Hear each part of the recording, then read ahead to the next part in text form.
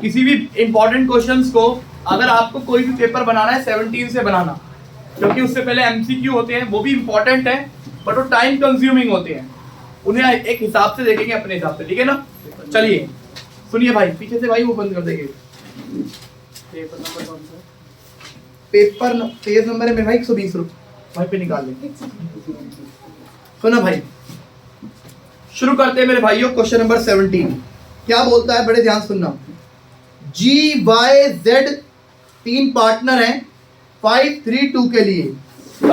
जी Y Z 532 के लिए, सही है भाइयों। आगे चलिए। जेड की डेथ हो गई 30 सितंबर को। 30 सितंबर को मेरे भाइयों किसकी डेथ हो गई है? जेड की डेथ हो गई है, ठीक है भाइयों। चलिए आगे। और amount due to Z, Z पर अमाउंट ड्यू है, मतलब हम उसे पे करेंगे उसके एग्जीक्यूटर में ऑल द एडजस्टमेंट, सभी एडजस्टमेंट के बाद 9,30,000 रुपए, मतलब जेड की पेमेंट बनती है 9,30,000। आगे चलिए। हम उसे इमीडिएटली पे कर रहे हैं 1,30,000। इमीडिएटली पे करते हैं 30 सितंबर को 1,30,000, मतलब कितनी पेमेंट रह गई? 8 लाख। आगे पढ़िए। उसको हमें पे करनी है 2 इक्वल इंस्टॉलमेंट में, मतलब 2 इक्वल इंस्टॉलमेंट मतलब 4-4 लाख रुपए पे करने हैं, सही है भाइयों। और साथ में मेरे भाई 8% का इंटरेस्ट। कितने परसेंट का? 8%। और लिखा हुआ है मेरे भाइयों, ये पेमेंट की स्टार्टिंग होगी 31 मार्च से। कब से? 31 मार्च से। और ईयर कौन से दे रखे हैं यहाँ पर? 2023 और वहां 2025।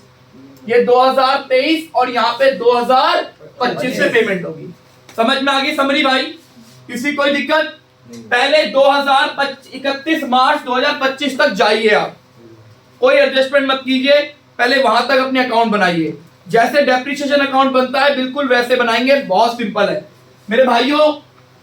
यहां पर क्या करेंगे, पहले आ गया डेट, पर्टिकुलर और अमाउंट। डेट, पर्टिकुलर्स और अमाउंट लिखिए भाई। डेट, पर्टिकुलर और यहां पर अमाउंट। यहां पर डेट, पर्टिकुलर और यहां पर अमाउंट। ये आपके सामने एग्जीक्यूटर अकाउंट बन गया, सही है भाइयों। सबसे पहले जब वो मर गया उसकी डेट वाले दिन का अमाउंट डालिए। क्या है? 30 सितंबर 2023। सितंबर कौन सा महीना होता है? 9, सही है भाइयों। यहां पर आपका आ गया बाय पार्टनर कैपिटल से। पार्टनर कैपिटल अकाउंट से आया पैसा कितना? 9 लाख। और इमीडिएटली जब उसे पेमेंट करोगे तो उसका पैसा कम हो जाएगा। यहां पर ही इमीडिएटली मतलब 30 सितंबर को आपने पेमेंट करी 2023 में, टू बैंक से पेमेंट गई है कितनी? 1,30,000। कोई दिक्कत? अब आप 31 मार्च 2025 तक जाइए मेरे भाइयों। पहले मैं इस साल के अकाउंट क्लोज करूंगा और 31 मार्च 2024 और यहां तक का लगा दूंगा क्या? इंटरेस्ट। मेरे भाई पेमेंट कितनी बची है? 8 लाख। 8 लाख रुपए पर 8%, बट कितने महीने का? आपका सितंबर नहीं लेंगे, अक्टूबर, नवंबर, दिसंबर, जनवरी, फरवरी, मार्च, 6 मंथ। 6 बाय 12 कितना आ गया भाई?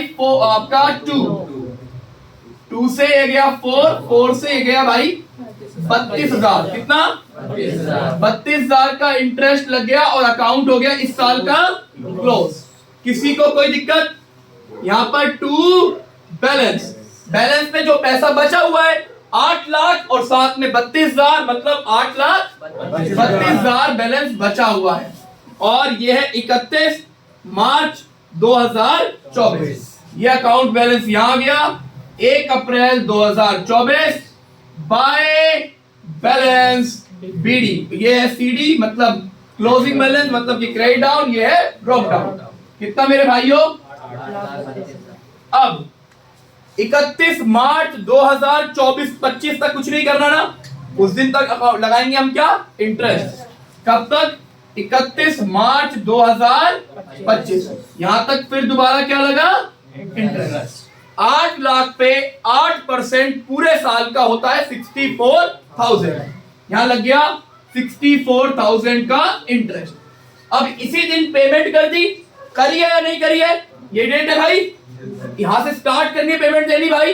अब मेरे भाई पेमेंट जाएगी यहां से 31 मार्च 2025 टू बैंक। कितनी पेमेंट, 4 लाख रुपए और साथ में इंटरेस्ट। अब इंटरेस्ट आपको सबको नजर आएगा, ये इंटरेस्ट है या नहीं है मेरे भाइयों। कितना हुआ, 96। कितना हुआ, 96। और यहां पे लग गया 4,96,000 उसे मिल गए। सही है।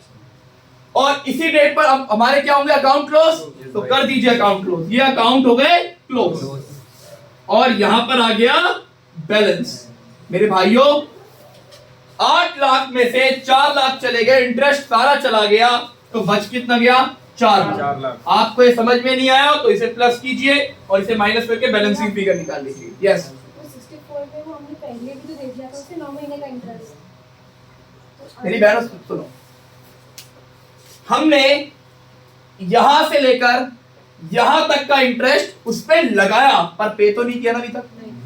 ये उसके अकाउंट पे जुड़ गया, जाके पे नहीं किया अभी तक। हमारी डेट, अब डेट का क्या आ गई हमारी, 31 मार्च 2024। हम 1 अप्रैल 2024 पे आ गए ना, सही है ना। अब